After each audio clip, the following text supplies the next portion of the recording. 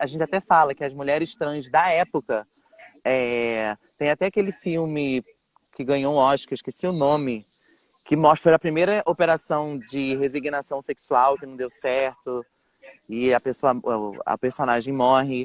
Isso nos anos 1700, 800, alguma coisa. Não, sempre houve o transexual, É, até porque os eunucos estão eu entre tenho essa nós teoria também, que os há eunucos... milênios e milênios e milênios, É, que todas as civilizações humanas tiveram os seus eunucos.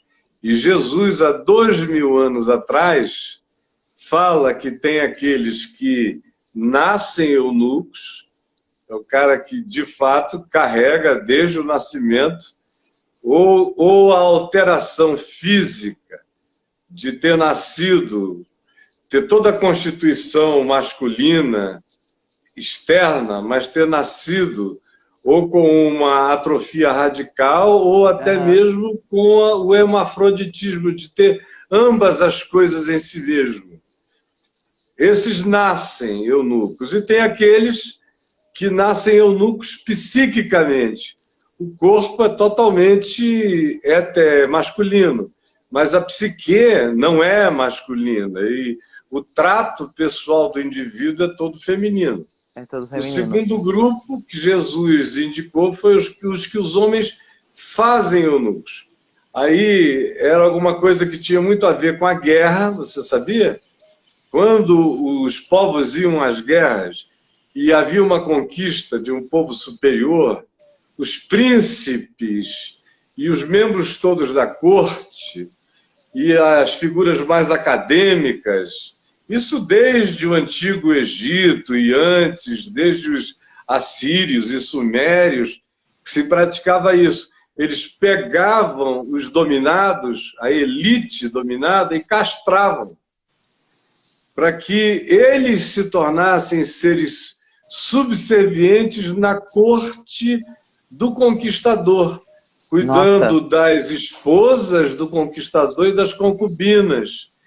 E também porque havia a castração, logo começava a surgir alteração de mudança física, corpórea, havia uma feminilização do corpo, de modo que esses são os que os homens fazem eunuco. E tinham aqueles que, como eram escravizados, independentemente da classe social, a primeira coisa que acontecia com eles era a castração, a emasculação, para que eles se tornassem inofensivos na corte do patrão.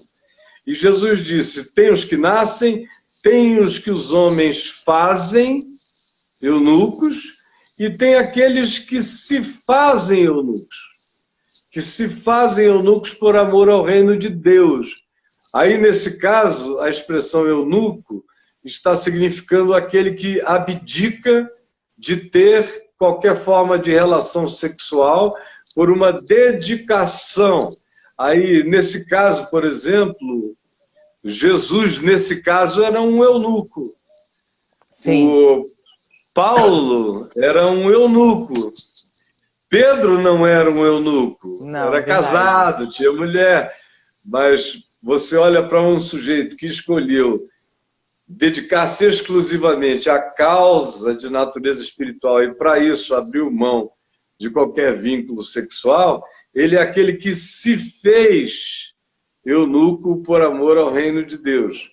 Agora, uma coisa interessante sobre os eunucos é que, depois de um tempo, tenha sido ele alguém que nasceu eunuco, ou tenha sido ele alguém que foi feito eunuco pela intervenção dos homens, depois de um tempo, pela falta da produção de testosterona e outros hormônios bem masculinos, o eunuco ia se tornando feminino e, depois de um tempo, ele começava a ter atração, inclusive, feminina pela dimensão, pelo aspecto masculino das relações possíveis e prováveis que ele tivesse no ambiente dele.